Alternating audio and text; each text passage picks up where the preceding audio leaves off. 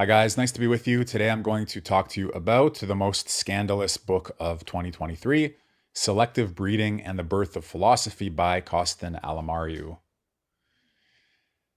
Some people think he's the man behind Bronze Age Pervert, whom you might have heard of. So if I read to you from the back of the book, you'll get a sense of what the thesis is because he states it many times. He states it quite clearly. And here's what it is. I'm going to tell you, and then we'll see what's the big deal about it. Why is it interesting? Why is it scandalous? What does it mean? And how can you start to think about it? This book, he writes, is an attempt to show that the aristocratic regime and aristocratic morality is the origin of the idea of nature. That at the point at which a historical aristocracy starts to decline, its defenders, in abstracting and radicalizing the case for aristocracy in the face of its critics, come upon the teaching of nature and the standard of nature in politics.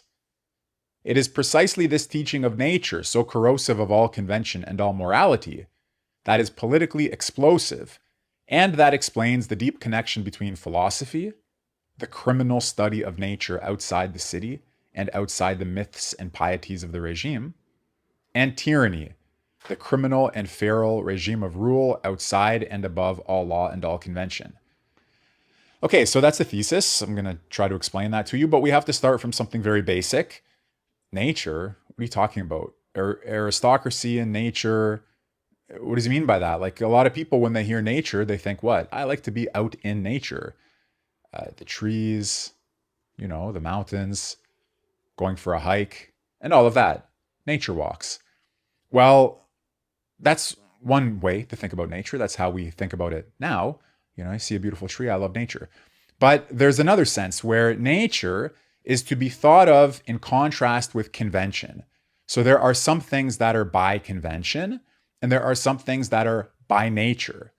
What's an example of something that's by convention? Whether you drive on the right or left side of the street, for example, in your car if you drive. Okay? That's a convention. That's not natural. You could imagine a situation where it's flipped, and I'm sure you know of some situations that are just like that. Okay? In this country, you do it like that. In another country, you do it like this.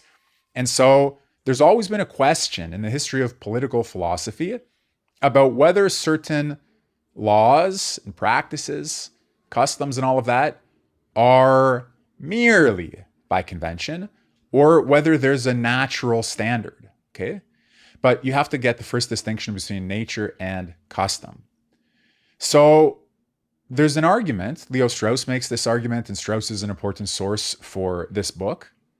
There's an argument that philosophy begins with the discovery of nature. That means not the discovery of sticks and stones and rocks and trees and rivers, but with the discovery that there's something other than convention, something that we didn't make. And all kinds of questions come up around that. For example, traditional belief in gods. Are the gods merely conventional? Or standards of justice. Are standards of justice merely conventional? So you have not just the distinction between the natural and conventional, but the superiority of the natural to the conventional.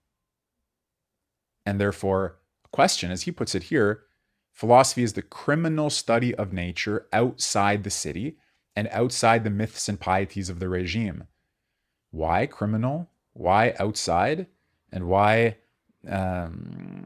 outside the city and outside the myths and pieties of the regime? Because if to be a good citizen is to follow the law, to believe in the law, to believe that the law is just, to believe what the law tells you is true, and all of that, but at some point you begin to doubt whether the law is by convention or by nature, then somehow by that very fact you put yourself outside of the authoritative legitimacy of the law and of its beliefs, of its, quote, myths and pieties, and you begin to study what's true by nature.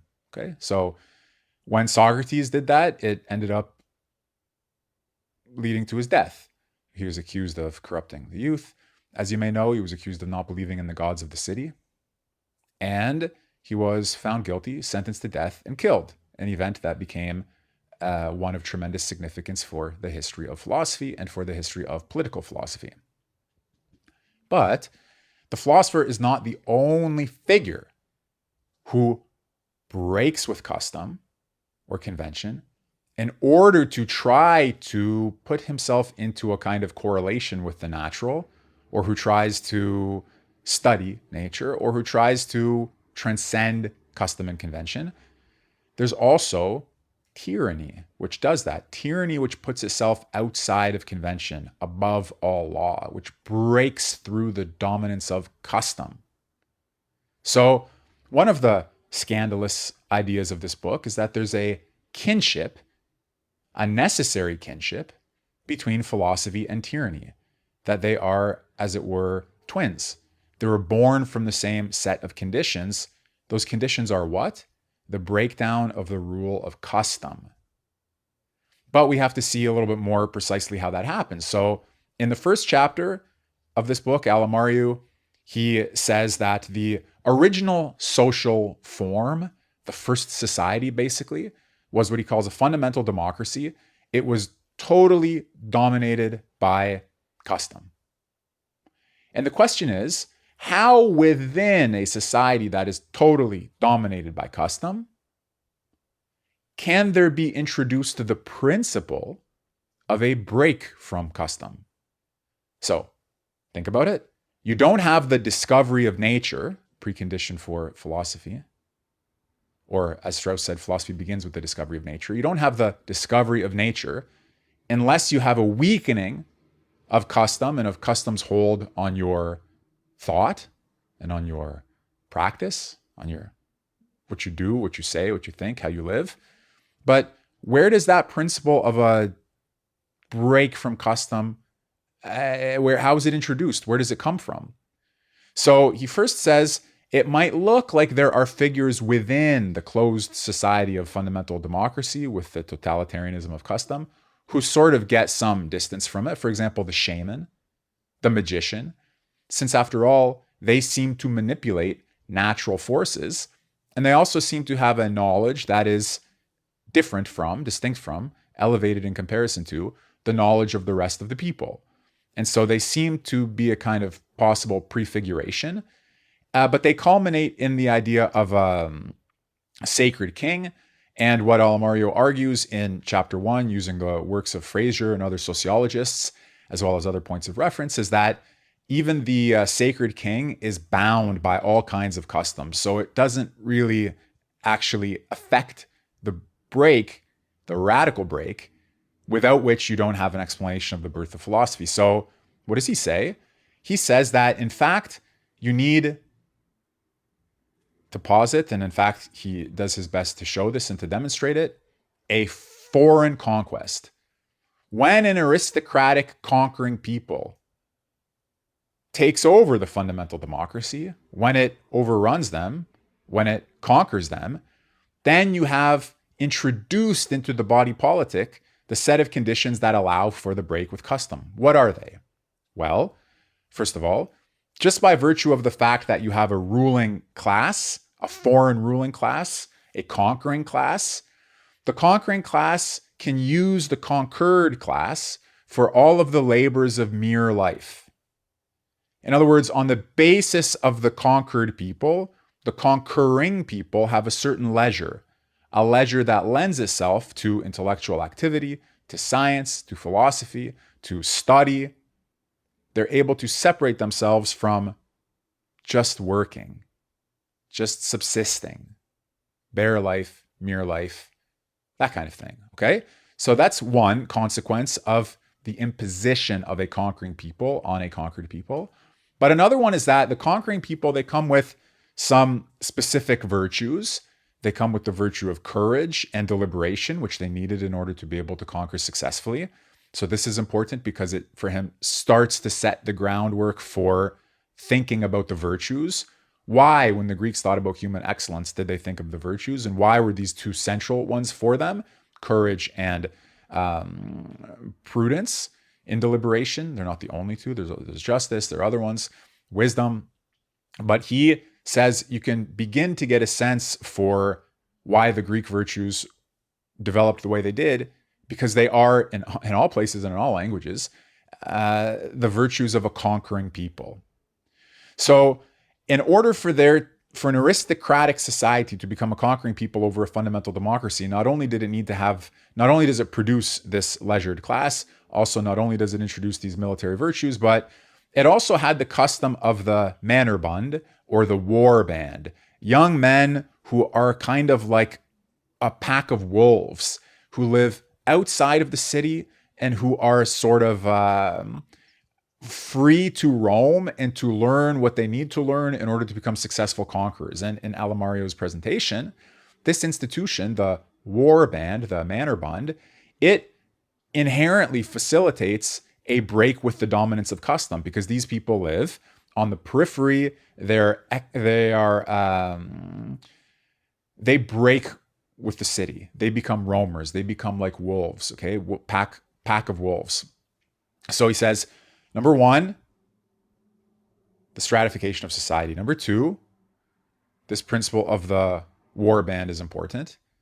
Okay, another thing he says is that an aristocratic society is one that typically, and I won't give you the full analysis, but this is an important point, it's one that practices eugenic breeding among its animals, among its flocks.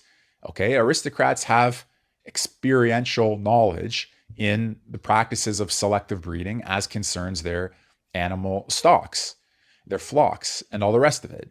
And their familiarity through that with the principle of a biological nature, blood, body, okay? Nature not as an abstract concept, nature not as the rocks and the trees, but nature as a vitality of life, an intensity of life, but in particular as this biological bodily excellence, one that can be developed through a program of breeding and eugenics.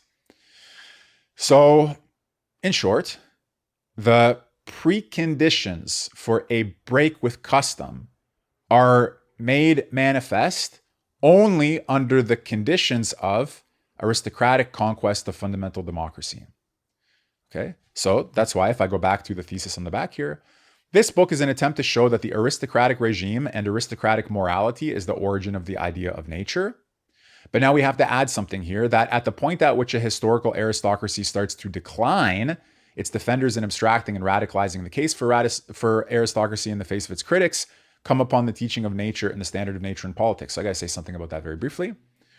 So the aristocratic regime isn't just by virtue of its thinking about nature in terms of selective breeding, and it's thinking about the break with custom in this other way, it doesn't automatically become philosophical. It doesn't magically become philosophical, okay? But what he does show in the second chapter is that the pre-philosophical notion of nature in an aristocratic regime, again, has to do very much with body, blood, vitality, intensity of life, a certain embodied excellence, one that becomes manifest or is revealed through the qualities of its most intense exhibitors. Okay, so he spends chapter 2 looking at the odes of Pindar in praise of certain aristocratic athletes in order to show, again, what was nature for the aristocrats prior to the philosophical conceptualization of nature. It was bodily vitality, life, intensity of life. So you look at an incredible, beautiful, strong, vigorous, healthy, outstanding athlete, and that person has more nature than somebody else, okay? More intensity of life, more being, as it were. You could say that person is more real if you wanted to use the language of reality. If you know Plato's cave allegory, you've got the shadows on the wall, and then gradually you go see the objects that are casting the shadows on the wall, and then gradually you go up to the outside of the cave where you see the things themselves, and then you see the idea of the good, the sun. Now, that has one interpretation and one context in the Republic, and Heidegger has something to say about it, but consider that all of those various phases and stages, from the shadows on the wall up until the most beingful beings and the very idea of the sun, the idea of the good, the figure of the sun itself, consider that those were intensities of degrees of intensity, vitality, and life. So that some people in their existence are like shadows on the wall, and some people in their existence are like the blazing bright sun. And that's degrees or extent of nature. You could really say that for the aristocratic pre-philosophical regime, nature is that intensity of life.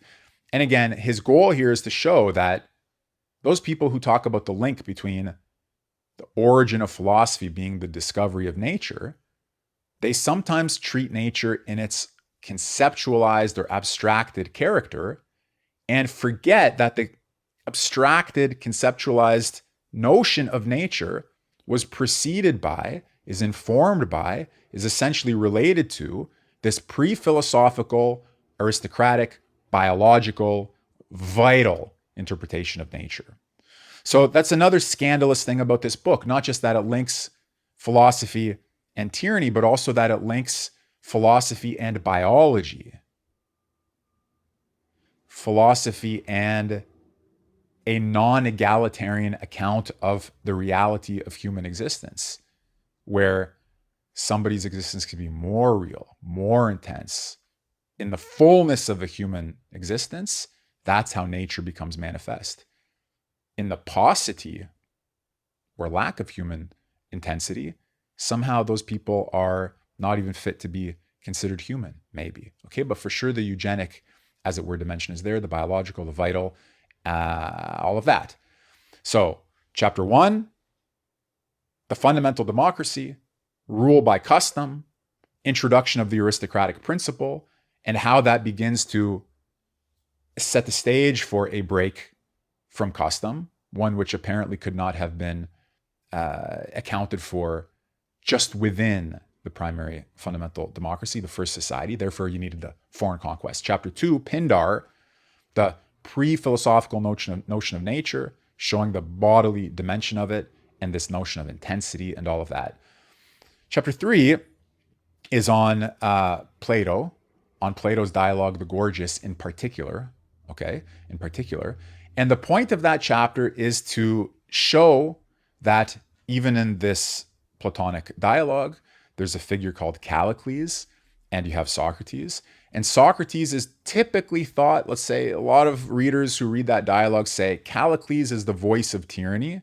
He's the voice of like, laws are for weak people and strong people should transcend the law and do what they will. And, you know, really like the Nietzschean voice of rebellion against law and morality and the assertion of will and strength. Okay, I'm just trying to give you an impression here in case you've never read the Gorgias, and so that we don't have to go into all of the details. There's an element of Callicles, the figure representing that. It's sort of the tyrannical translegal option. And Socrates is thought to be like the refutation, the moral refutation of tyranny, the defense of justice against the attack on justice as merely conventional. Okay? And what chapter 3 is designed to show, in a nutshell, trying to be short and sweet about it, is that there's an agreement, if you read Plato correctly, between Socrates and Callicles about the kinship between philosophy and tyranny, in that Socrates agrees that both philosophy and tyranny are concerned with the well-born or the well-turned-out natures, with those young men who have this particular intensity of life. And he recognizes that that particular intensity can become expressed in a break from custom, either through philosophy or through tyranny. And therefore, if philosophy is concerned with the best natures, it must also recognize the possibility that the best natures can express themselves in a tyranny. Best nature in the sense of an intensity that breaks through the dominance of custom. So Alamariu, sorry about the pronunciation, shows in chapter 3 that even Plato's Gorgias teaches us that for Plato, there is this kinship between philosophy and tyranny, and it's a kinship based on the recognition of nature, understood, as it were, in that aristocratic sense. But Plato carefully and cautiously masks the tyrannical potentials of philosophy through Socrates' speeches, but in a way that shows you Socrates and Callicles are nevertheless akin in their concern for the intense nature, the vital life, since that's what can become a philosopher. They don't care about the average, middling non-entities. They care about the potential philosophers who, ipso facto, are potential tyrants, okay? That's a big part of the argument there.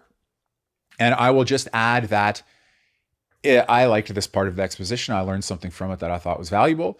He says that Callicles believes that you can appeal to these potential tyrants, get them away from the dominance of convention, somehow merely through rhetoric.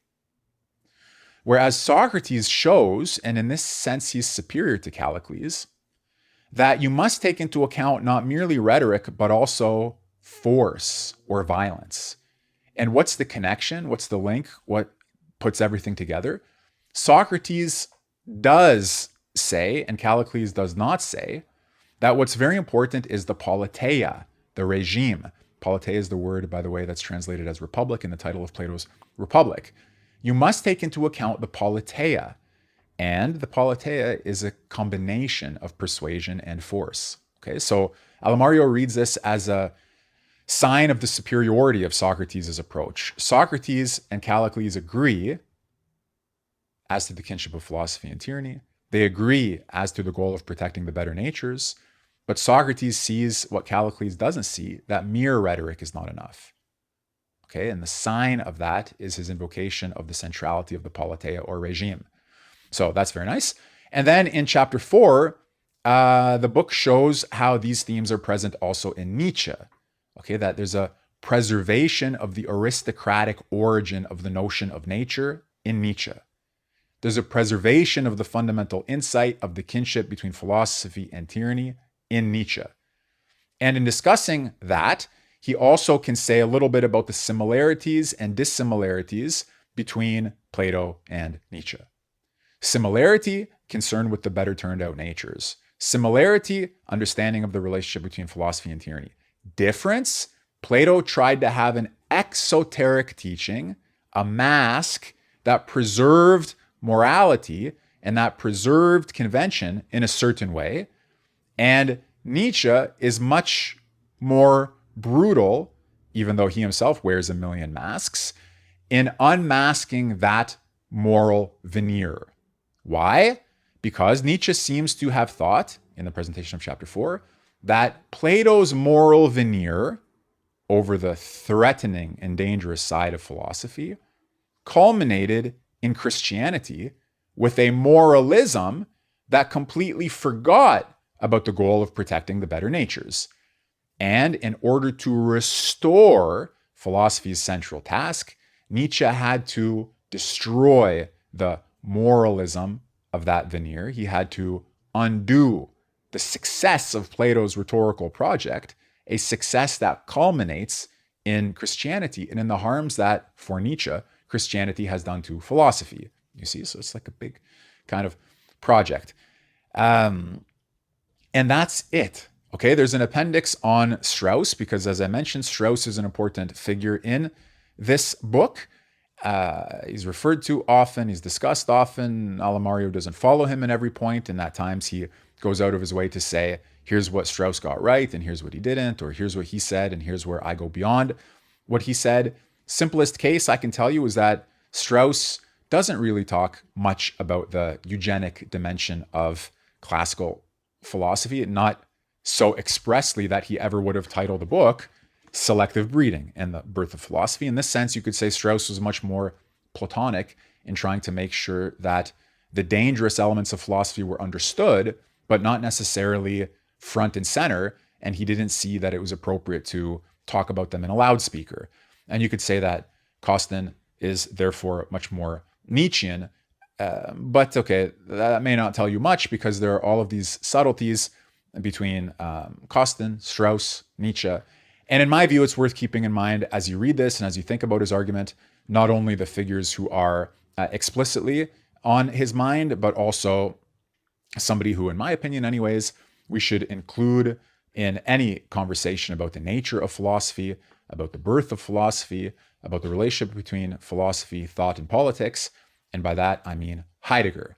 So even though you won't see a chapter here on Heidegger, and even though, as best as I can recall, you don't see Heidegger's name mentioned in the main text, though he is there in the footnotes, these are the kinds of questions that are always worth thinking through with the help of all of the best guides that we have. Strauss, without a doubt. Plato, needless to say. Nietzsche, fully admit it. And I say we add Heidegger, and we can round out the picture and just help us to think about the nature of philosophy in relationship to politics and the body. So there you go. That's like a quick overview of Selective Breeding and the Birth of Philosophy, the most scandalous book of 2023, written by Costin Alamariu, reputed to be the man behind Bronze Age pervert, though I don't know, don't comment. And it's an interesting suggestion. Make of it what you will. I think even without that, the book is well worth reading on its own merits and for its own arguments. Especially if you are a reader of Leo Strauss, you may enjoy this. But if you are a follower of Nietzsche, you may also learn quite a lot from it. And if you're somebody who thinks that there's like an unbridgeable gap between Plato and Nietzsche, you may also enjoy this. If you're one of those young men who is nihilistic with respect to the boring, incompetent, and in some cases deranged and delirious ruling bureaucracies and administrators, and who are attracted to the new findings of biological science about inherent qualities and differences between groups and all of that, if basically you are a young right-wing, how would you put it, anti-liberal, you could also learn from this book. What you learn is going to be something that is out of the control of anybody but God, I would say. It's between you and the book, what you come out with and an encounter with it. But I would say that the significance of this book, among other things, is that it reminds us not only of the centrality of philosophy in the best human life, but of the fact that you can't just take philosophy for granted. You can't just treat it as something ornamental or, how could you put it, flaccid. That if you're in the realm of thinking about philosophy, then you are presented with all kinds of fundamental problems of the intensity of a human life. Oh, sorry, I left something out that I should say. Excuse me. I definitely left something out. So you have the aristocratic regime, but as I said, that's not yet philosophy. Okay, it may have a notion of nature, it may have selective breeding, it may have discovered certain preconditions, it has a sense of the intensity of a human life, but it's not yet the philosophical notion of nature. So one of the things he says is that, sorry, I thought I left this out. When an aristocracy begins to decline, and you get a lot of this in the Nietzsche chapter because Nietzsche seems to have caught this point. When an aristocracy begins to decline and the aristocratic customs begin to lose their hold, then there will be a corruption of many of the people who were previously held together by the aristocratic custom. But some free spirits or some genuine natures will, at the moment of the collapse of the aristocracy, have their energies freed. And in freeing their energies, they will try to recapture the nub, the heart, the essence of aristocratic life, of the aristocratic regime, namely the notion of nature, but now in a conceptualized or abstracted form. And the discovery of nature, in that sense, the philosophical discovery of nature, the preconditions for the philosophical discovery of nature, are not only the presence of the aristocratic notion of nature, but also the collapse of the aristocratic regime, therefore the weakening of aristocratic custom, and the attempt at salvaging the aristocratic notion of nature through its conceptualization. So philosophy saves nature. Philosophy is concerned with the salvation of the aristocratic notion of nature in the conditions of the collapse of an aristocratic regime. Okay, that's, anyway, another piece of the puzzle. So I haven't told you everything there is to say. This is not a substitute for reading the book. Okay, you have to always go to the primary sources. Then reading this book takes some effort because you have to read it carefully and you may want to see whether all of the interpretations of the other figures are correct. But my goal here was just to give you the gist of it. Okay, the gist of it. So that if you read the book, hopefully this is a nice first step for you, a helpful preparation. And if you don't read the book, hopefully you took something away from this brief overview anyway. So there you go. Selective Breeding and the Birth of Philosophy. Costin Alamariu, Bronze Age pervert? I don't know. Like, share, comment, subscribe. Let me know what you think. And as always, don't forget to visit millermanschool.com for courses on political philosophy. Thanks, and see you in the next video.